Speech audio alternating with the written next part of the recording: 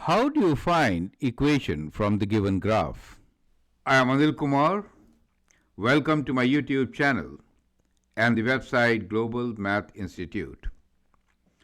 In this video, we'll understand how do we write equation of a parabola from the given graph. 3 graphs are given to you and we will actually develop 3 different methods to find the equation of parabola.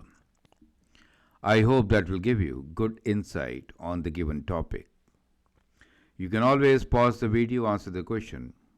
In case you want to learn from me directly, you can send an email on the address given. Now let's look into the equation of these graphs. The very first one is a parabola, where you see we have not even given you any x-intercept. Definitely a point is given to you, A, which is at 7 minus 10. Now from where to begin? The y-intercept is also not a very good point to work with. However, the vertex is precisely given to us. We can identify what is this particular point. So you have to look for good points on a graph to find the equation. So we identified the vertex, which is at 3 and the y value being minus 2. So we have the vertex here, which is at 3 minus 2. And we are given a point A, which is 7 minus 10. Now using these 2 points, we can easily find the equation of parabola, and that should be in the vertex form. So if the choice is given to you, write the equation in the simplest form you can derive it. Sometimes there is a constraint that you have to write the equation in standard form. In that case, just expand and simplify. Okay, so equation in vertex form will be y equals to a times x minus h whole square plus k. Since we are given the vertex, which is at 3 minus 2, we know that the value of h is 3 and that of k is minus 2. Substituting these values in our equation, we get y equals to a x minus 3 whole square minus 2. Now that gives you a family of curves with the common vertex at 3 minus 2. To find this specific graph's equation, we'll apply the point given to us, 7 minus 10. So in this case, the x value is 7 and the y value is minus 10, right? So that is the coordinates point A. Substituting these values, we get minus 10 equals to a times 7 minus 3 whole square minus 2. Now we get minus 10 equals to 7 minus 3 is 4. So we can write this as 4 square minus 2. Taking minus 2 to the left side, we get minus 10 plus 2 equals to 16a, right? 4 square is a. And then we get minus 8 equals to 16a. Well, that gives us the value of a, right? So from here, we can write down what is a for us, right? So a equals to minus 8 over 16, and that is minus half. It makes sense. The parabola is opening downwards, right? So we have our equation, and that is y equals to minus half and x minus 3 whole square minus 2. Makes sense? So that is how we can get the vertex. Now there is another part added to this. One is to find the equation of the parabola. Second is to find the range. You know domain is all real numbers, and that is why I'm focusing only on range here. Range is, since it opens downwards, we can write down the range also. And in this case, the range is what? Well, y belongs to real numbers, right? But y is less than equal to the vertex y value, which in this case is minus 2, correct? So that is how you get both the equation and the range from this particular equation and the graph. Makes sense, right? So we learned the first method, and that is how do we write the equation in the vertex form, correct?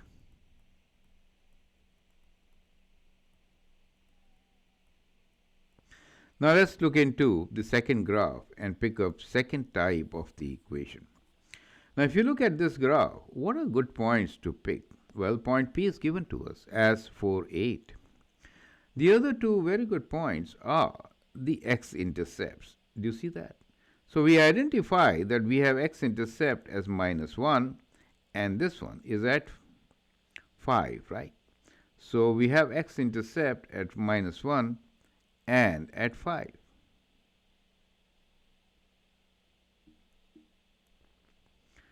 Since we have these two x-intercepts,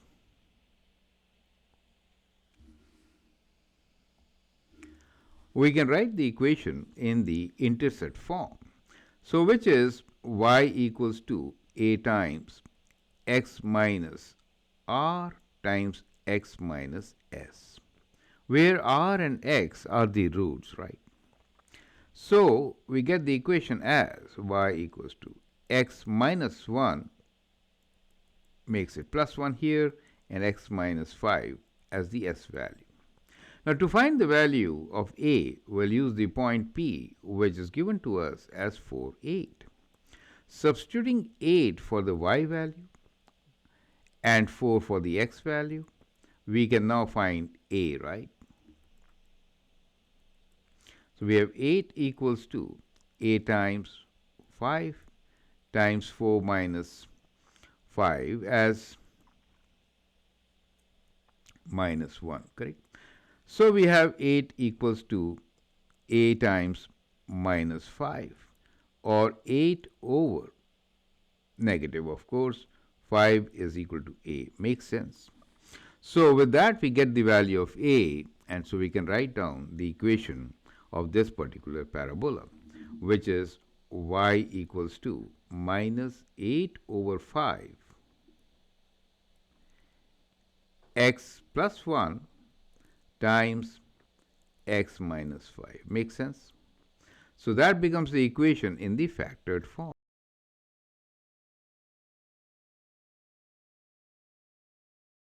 Now, let us look into the third graph.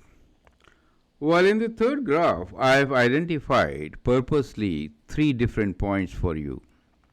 I would like you to write down the equation of this parabola using these 3 points.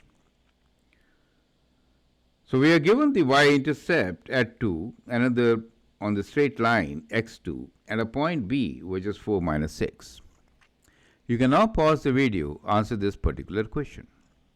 I do not want you to use the vertex point to write the equation of this parabola. In fact, I would like you to verify the vertex point once you find your equation. So let's look into a new form of an equation which is called partial factoring.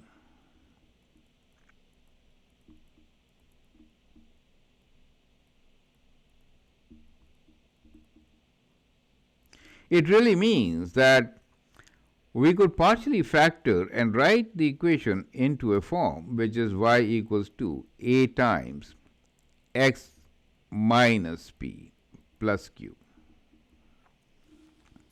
So where, for x equals to 0 and x equals to p, we have the same value, which is q, and in this case q is 2. You get the idea. So using this form, we get the equation as y equals to a x times x minus, the other point is 6, right? 6 plus q. You will see that if I put x equals to 0, in that case y is equal to 2, and for x equals to 6 also y is equal to 2. Makes sense?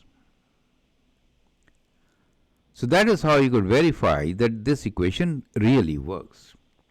Now to find the value of a, let us use the point b given to us. So we get minus 6 as the y value, a, and x is 4, right? So we have 4 minus 6 plus 2.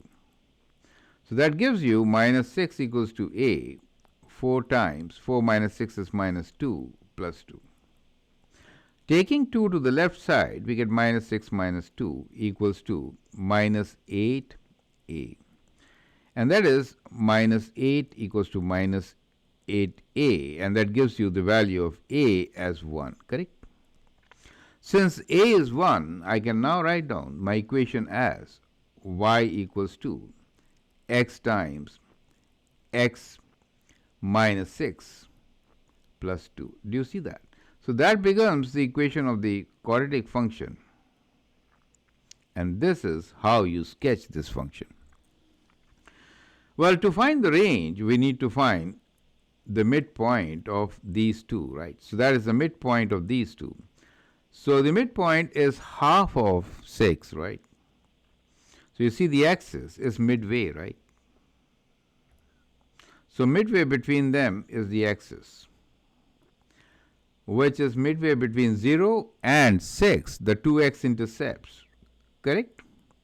So we can substitute the value 3 and calculate. So if I write 3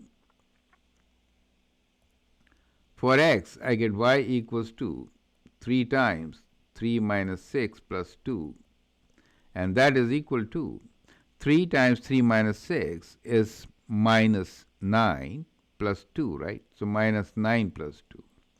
And that gives you the value of minus 7. So we know now the vertex is at 3 minus 7. Now I use this point specifically to verify that indeed the vertex was at 3 minus 7, correct? So this equation is correct, perfect. Now let's write down the range of the function, okay? So range is y belongs to real numbers, where y is greater than equal to minus 7. Makes sense? So you can use this equation, and if you want to write it in standard form, just multiply and expand. Easy, right? So I think you can do that part.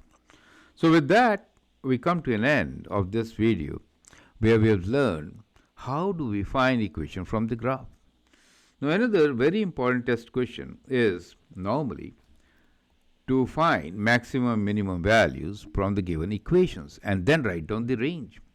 So here are 10 examples for you to practice that type. Next video is on 4 methods for finding maximum and minimum. So go through that one now to understand in details the methods used to find maximum and minimum. So I hope that will help. But for now, we have learned 3 different ways of writing equations from the given graph. So in short, we identified good points to work with. So in the first one, we used the vertex formed. And in the second one, well, this was not the one which we took. It was a different question, right? And in the third one, we used that minus 2, these two, to get partial factored form. Now that becomes your test question, right? So I like you to now work on the equation of the given graph right here in the center. Many ways you could do it. You can use this vertex. You can use this particular point if you can say, and want to use this method, right?